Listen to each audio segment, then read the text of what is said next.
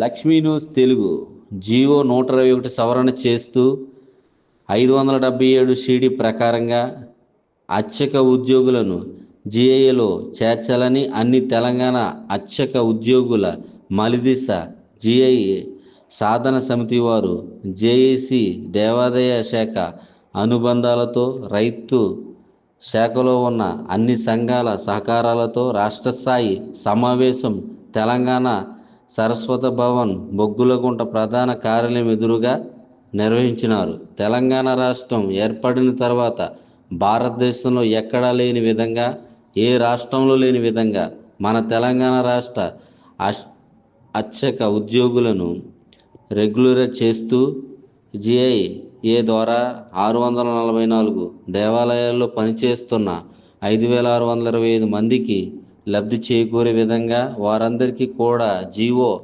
577 ద్వారా ప్రభుత్వ వేతనాలు ప్రకటించడం జరిగింది. కానీ ఇప్పుడు ఉన్నంత అధికారాల కొంతమందికి జీవో 121 అనేది ఏర్పాటు చేసి 7/6/2014 తెలంగాణ ఆవిర్భావ దినోత్సవం ఉన్నవారిని మాత్రమే జీఐఏలో చేర్చి మిగతా వారిని కూడా జీఐలో 100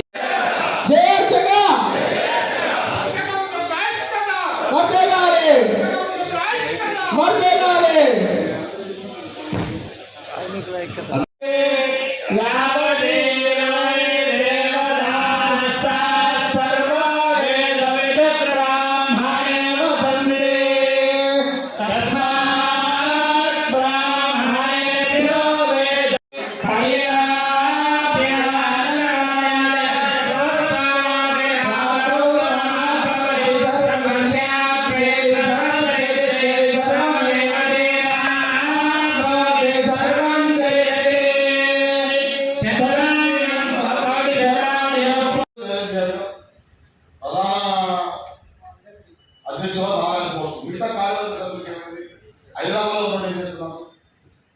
ఏసీ నిధులు రావాలి, మీ స్వరం వినిపించాలి. మేము ఉద్యోగులమే 15,05,000 మందిలో మేము కూడా పార్టీ. మొత్తం ఎంతమంది ఉంటారు? మొత్తం దేవాలయ శాఖలో ఆల్ ఎంప్లాయీస్